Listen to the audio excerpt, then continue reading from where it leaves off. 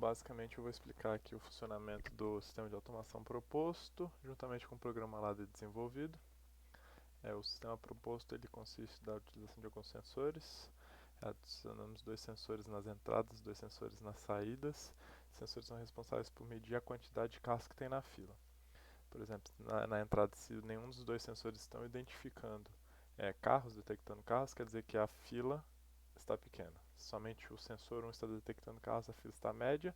Se os dois sensores estão detectando carros, nós temos uma fila grande na entrada. O mesmo raciocínio funciona para a saída. São utilizados temporizadores para os semáforos, para que se um semáforo tiver muito tempo fechado no vermelho, né, para que não haja somente, por exemplo, um controle em relação ao tamanho da fila, e sim a temporização, o tempo de espera na fila. Então, utilizar o temporizador para que seja dada prioridade quando esse temporizador atinge um certo limite de tempo e que a prioridade possa ser invertida, não só levando em conta o tamanho da fila.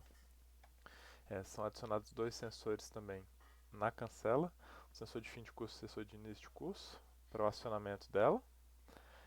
E sensores de presença na saída e sensor de presença na entrada para identificar que o carro realmente está aqui na máquina de recepção ou máquina de emissão. Então, quando ele deseja sair, o sinal precisa estar ativo no sensor de presença de saída, por exemplo, e a máquina de emissão tem que permitir que ele saia. Com essas duas condições sendo prevalecidas, a cancela pode ser aberta e o veículo pode sair. Então vamos explicar o funcionamento do programa Ladder. Sensores SE1 e SE2 são os sensores de entrada 1 e 2. SS1 e SS2 são os sensores de saída 1 e 2. Então, basicamente, nessas 6 primeiras linhas são identificados o nível da fila em relação aos sensores, aqueles dois sensores comentados. Então, por exemplo, se o sensor 1 e o sensor 2 de entrada estão em nível lógico alto, a fila de entrada está alta. Se somente o sensor de entrada 1 estiver acionado e, não se tem uma fila alta, ou seja, poderíamos ter utilizado aqui o sensor 2 negado também, é o mesmo princípio. Então a gente teria uma fila mediana. Se nenhum dos dois está ativo, ou seja, se a fila não é alta nem é média, a fila é baixa. Esse funcionamento serve tanto para o lado de entrada quanto de saída. Perfeito. Então a gente consegue ter uma ideia a partir dessas 6 linhas se a gente tem filas grandes, altas, médias ou baixas nas entradas ou nas saídas. Essas duas linhas aqui são responsáveis pela temporização. Como que é o funcionamento delas? Se o semáforo de saída está vermelho, ele aciona um temporizador e depois de um intervalo arbitrado, é acionada a prioridade de saída. Note que ela fica selada e ela só é desativada quando é dada a prioridade para a entrada. O funcionamento da entrada é similar. Se o semáforo de entrada estiver vermelho, ele inicializa o temporizador. Após um intervalo de tempo, é dada a prioridade de entrada em relação à temporização. É realizado um selo e ele só é quebrado quando se tem uma prioridade na saída. Agora, a partir dos níveis da fila e das prioridades, nós conseguimos definir se a preferência da fila é de saída ou é de entrada. Então, por exemplo, se a fila de saída está alta e não há uma prioridade de entrada, a prioridade vai ser de saída. Isso foi convencionado, pois há uma prioridade na saída em relação à entrada se, por exemplo, as duas filas de saída e entrada estiverem altas. Se a fila de saída estiver média e a fila de entrada não estiver alta, também é acionada a preferência de saída. E se as duas filas são pequenas, há uma prioridade de saída. Agora a prioridade de entrada, se a fila de entrada é alta e a fila de saída não é alta, e não há uma prioridade de temporização de saída, há uma preferência de saída, ou de entrada, perdão. Ou, se a fila de entrada é média, a fila de saída não está alta e a fila de saída não está média. É priorizado a entrada. Aqui, só mais a sinalização, né? Em relação ao semáforo de entrada verde, semáforo de saída verde. Quando que eles ficam verdes?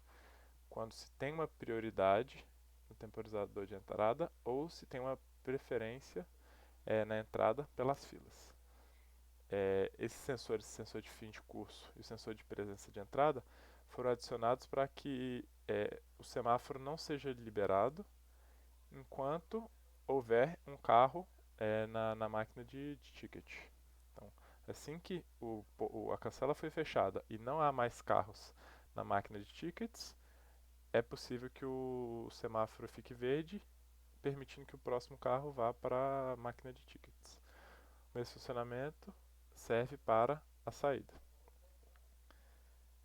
Aqui é somente uma verificação para se o sinal não é, se o semáforo não está verde, ele fica vermelho, saídas e entradas. E aqui é o funcionamento de abertura e fechamento das cancelas. MR seria a máquina de recepção, SPE seria o sensor de presença de entrada.